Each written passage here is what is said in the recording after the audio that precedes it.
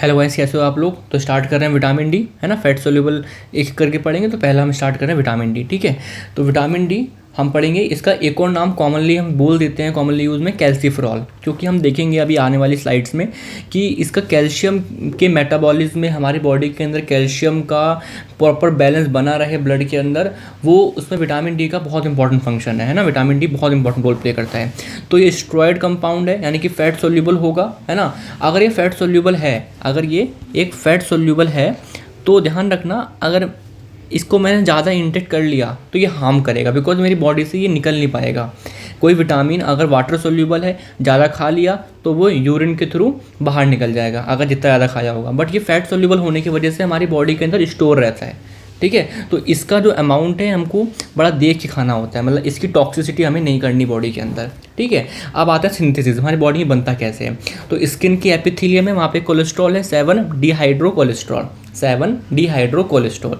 उसके ऊपर सनलाइट गिरी, सनलाइट का कौन सा वाला सेगमेंट, यूवी बी रेज, है ना, यूवी लाइट वाली बी, ठीक है। ये गिरी तो ये कन्वर्ट किस में हो गया, कोले कैल्सीफेरॉल, जिसको हम क्या बोलते हैं, विटामिन D3, बहुत इंपॉर्टेंट है ना। विटामिन D3 ये एक्टिव नहीं है, अब ये इनएक्टिव है ना। तो पहला स्टेप क्या होगा इस, आपको जो कोलेस्ट्रॉल से, कोलेस्ट्रॉल के ऊपर लाइट गिरी तो क्या बन गया, कोले कैल्सीफेरॉल, कोले कैल्सीफेरॉल। इसको विटामिन D3 बोलते हैं क्योंकि इनएक्टिव होता है, ठीक है। अब इसको हम एक्टिव कैसे करेंगे वो देखो।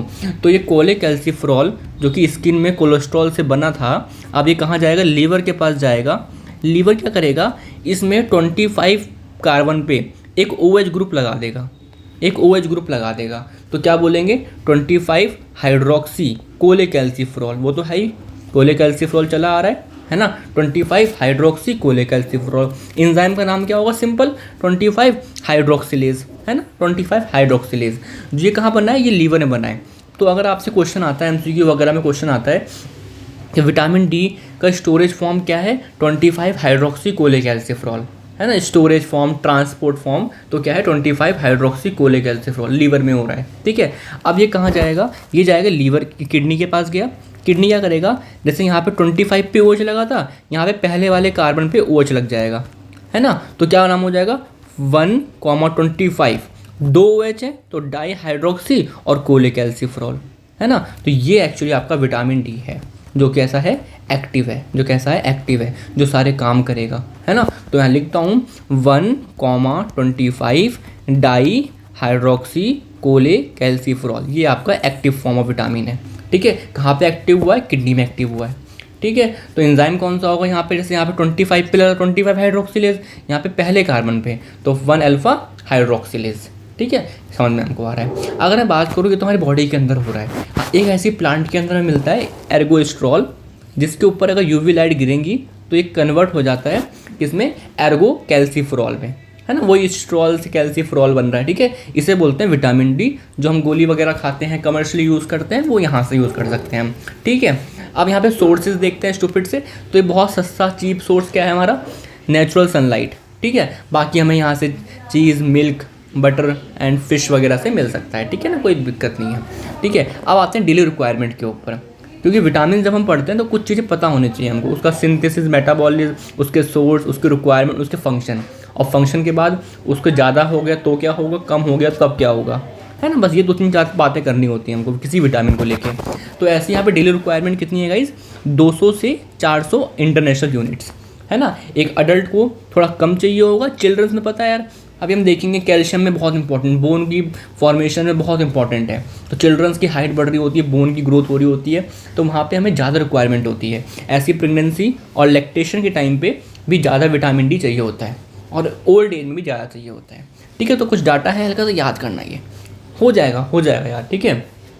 हाँ, अब आते हैं फंक्शन पे। तो स्टार्टिंग में मैंने बताया था कि विटामिन डी को हम कैल्सीफेरॉल बोल सकते हैं, बिकॉज कैल्शियम के मेटाबॉलिज्म में बहुत इंपॉर्टेंट रोल है। तो अब देखते हैं कैसे है, ठीक है ना। तो vitamin D play a essential role as a hormone, है ना। हम इसे हार्मोन भी बोल सकते हैं, क्यों, इसके मैं रीज़न आखिर में दूंगा। बट अभी आप समझो कि कैल्शियम और फॉस्फोरस के मेटाबॉलिज्म में बहुत इंपॉर्टेंट रोल प्ले करेगा। कैसे करेगा, करेगा किडनी में, ये एक्ट करेगा बोन्स में, या एक्ट करेगा इंटेस्टाइन में, और इनके पास जाएगा और कैल्शियम का कुछ ना कुछ काम कराएगा कि हमारी बॉडी में कैल्शियम बना रहे। कैसे, देखते हैं 1 बाय 1। तो पहले समझते हैं इंटेस्टाइन में। तो क्या हुआ, ये क्या है देखो, 1 25 डाई हाइड्रोक्सी कोले कैल्सीफेरॉल, यानी कि ये विटामिन डी का एक्टिव फॉर्म है। ये कहाँ गया, ये इंटेस्टाइन की सेल्स के पास गया, है ना, सेल्स के अंदर गया। ठीक है, ये अंदर क्यों जा पा रहा है बताओ, क्योंकि ये क्या है, स्टेरॉइड है ना, मैंने बताया, पता हो अगर ये क्या होता है, अगर ये प्रोटीन होता तो अंदर नहीं जा पाता, पढ़ा होगा हार्मोन्स में, है ना, क्या होगा, क्योंकि लिपिड यहाँ पे जो मेम्ब्रेन होती है वो कैसी होती है, वो भी स्टेरॉइड है ना, लिपिड टाइप बनी होती है, तो लाइक अंदर आने देगा इसको, तो विटामिन डी अंदर आ गया। ठीक है, तो यहाँ पे रिसेप्टर प्रेजेंट होगा तो विटामिन डी जाके इस पे लग गया, है ना, और ये रिसेप्टर जाके न्यूक्लियस के पास गया, है ना, न्यूक्लियस के पास जाके किसके पास, डीएनए के पास गया, और डीएनए से क्या करवाया उसने, क्या बनवाया, कैल्शियम बाइंडिंग प्रोटीन। तो फिर मुझे ये बात समझो, क्या मैंने बोला, इंटेस्टाइन सेल में विटामिन डी गया और उसने at the end of the day क्या बनवाया, calcium binding protein, calcium binding protein.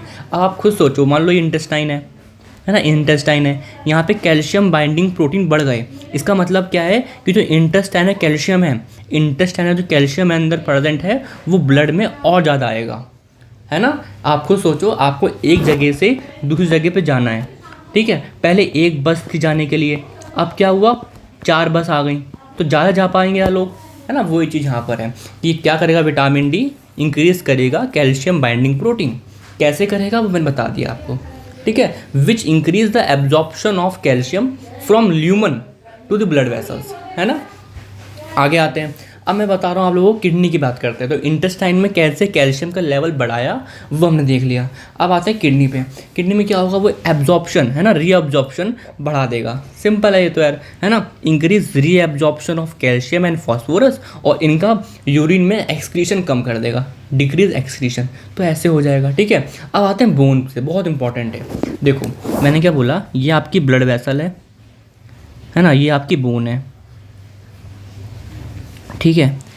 अगर विटामिन डी अकेला है, अगर विटामिन डी अकेला है तो क्या करेगा, ये बोन के अंदर कैल्शियम का डिपॉजिट कराएगा, मतलब अगर ब्लड में कैल्शियम प्रेजेंट है तो वो बोन में लगाएगा, ये बोन में लगाया, ये बोन में लगाया, यानी बोन का क्या कराया, मिनरलाइजेशन। आप बोलोगे ऐसे तो ब्लड में कम हो जाएगा, हाँ बिल्कुल, है ना। विटामिन डी अगर अकेला है तो वो बोन को स्ट्रॉन्ग बनाएगा, बोन को स्ट्रॉन्ग बनाएगा।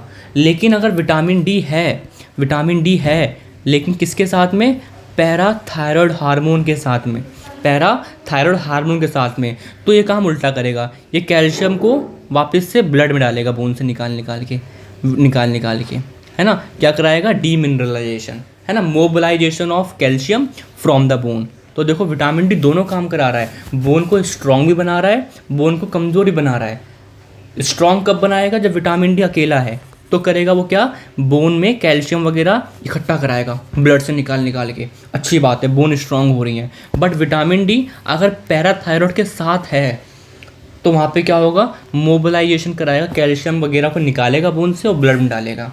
ठीक है, तो ये 2 इंपॉर्टेंट चीज़ें हैं, समझने वाली बात है। अब आते हैं डिफिशिएंसी पे। अगर विटामिन डी की मात्रा बॉडी में कम हो गई तब क्या होगा, अगर कम हो गई और बच्चा 1 साल से छोटा है तो बोलेंगे रिकेट्स, है ना, ग्रोइंग चिल्ड्रंस में रिकेट्स होगा। उसमें होगा क्या भाई, देखो विटामिन डी कम हो गया तो बोन कमज़ोर हो जाएंगी। देखो विटामिन डी क्या कराता है, बोन में कैल्शियम का एब्जॉर्प्शन, तो क्या होगा, हमारा जो सॉफ्ट हो जाएंगी बोन्स, है ना, बोन्स जो है बेंट होना शुरू हो जाएंगी, है ना, प्रोमिनेंट फोरहेड, और जो होता है ना फ्रंटेलिस, जो छोटे बच्चे में हल्का सा ओपन हिस्सा होता है, वो थोड़ा लेट में बंद होगा, है ना। वैसे 1 साल में बंद हो जाता है, but due to vitamin D कम है तो थोड़ा डिले होगा। और जो रिस्ट होगी, रेडियस अल्ना रिस्ट पे, वो थोड़ी वाइड हो जाएगी। बो लैग, है ना, धनुष, जैसे सिंपल ऐसी बोन होती है, हल्की सी ये बैंड हो जाएगी, बो लाइक, धनुष जैसे बन जाएगी। ठीक है, और जो स्टर्नम होगा वो कैसा हो जाएगा, पिजन, थोड़ा आगे निकल जाएगा। ठीक है, रिब्स कैसी होंगी, प्रोमिनेंट दिखेंगी। मतलब कहने वाली बात इतनी सी है कि अगर विटामिन डी की कमी होगी बच्चों के अंदर तो हर एक बोन हल्की हल्की बैंड हो जाएगी, और टूटने के चांसेस भी ज़्यादा बढ़ जाएंगे। ठीक है, तो ये चीज़ देख लेना एक बार।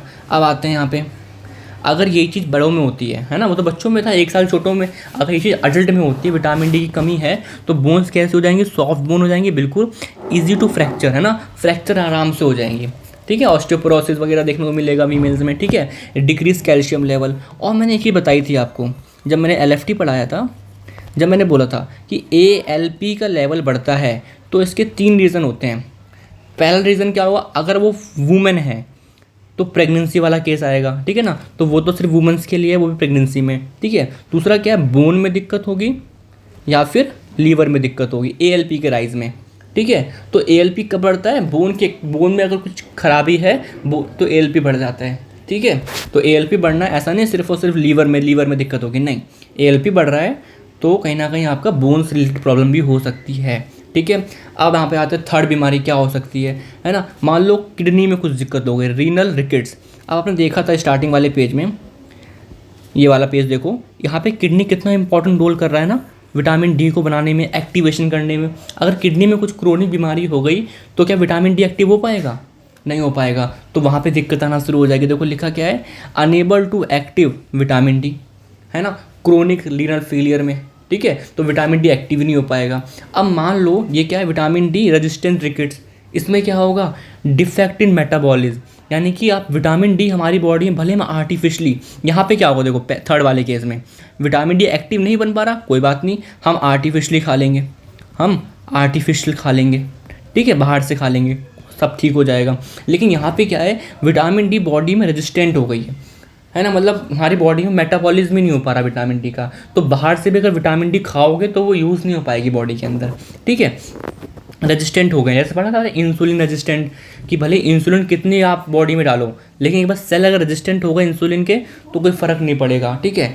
आप समझते हैं हाइपर विटामिनोसिस ऑफ डी, तो इसमें विटामिन का अमाउंट ज़्यादा हो गया, ठीक है। तो अर्ली सिम्टम क्या है, नॉजिया हो गया, वोमिटिंग हो गई, लॉस ऑफ वेट हो गया, है ना। लंबे समय तक अगर ऐसा चलता रहा तो किडनी में स्टोन्स हो जाएंगे, किडनी में क्या हो जाएंगे, स्टोन्स हो जाएंगे, ठीक है। चलो अब आते हैं क्वेश्चंस। एक, vitamin D is also known as a hormone, क्यों, हमने सब कुछ पढ़ लिया है, इसको हम हार्मोन बोल सकते हैं, क्यों, अब वो देखते हैं। देखो क्योंकि ये हमारी बॉडी के अंदर ही बन रहा है, देखा था स्किन में, आपने देखा ना 7 डिहाइड्रोकोलेस्ट्रॉल कन्वर्ट हुआ था कोलेकोलेस्टेरोल में, है ना, स्किन के अंदर हुआ था, तो हमारी बॉडी के अंदर बन रहा है, जैसे कि हार्मोन बनते हैं।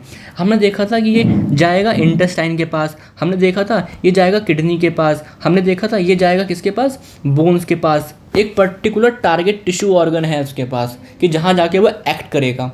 और आपने एक नोटिस करी थी इंटेस्टाइन में, देखो ऐसे तो हार्मोन एक्ट करते हैं, हार्मोन अंदर आते हैं, है ना, फिर एक रिसेप्टर पे एक्ट करते हैं, फिर वो जाके DNA से कुछ काम करवाते हैं, ये सेम ऐसी हार्मोन तो काम करते हैं, स्टेरॉयड हार्मोन, है ना। तो यहाँ पे अगर आप देखो तो इंट्रासेलुलर रिसेप्टर है इन लोगों के लिए, जैसे हार्मोन के लिए होता है ना, एक्ट लाइक अ स्टेरॉयड हार्मोन, जैसे स्टेरॉयड हार्मोन सेल के अंदर चले जाते हैं और अपना काम कराते हैं, वैसे ये भी कर रहे हैं, ठीक है। रेगुलेट द कैल्शियम लेवल, और ये एक तरीके से हमारी बॉडी में कैल्शियम लेवल रेगुलेट कर रहे हैं, जैसे कि पैराथायरॉयड हार्मोन, है ना, कैल्सीटोनिन करते हैं।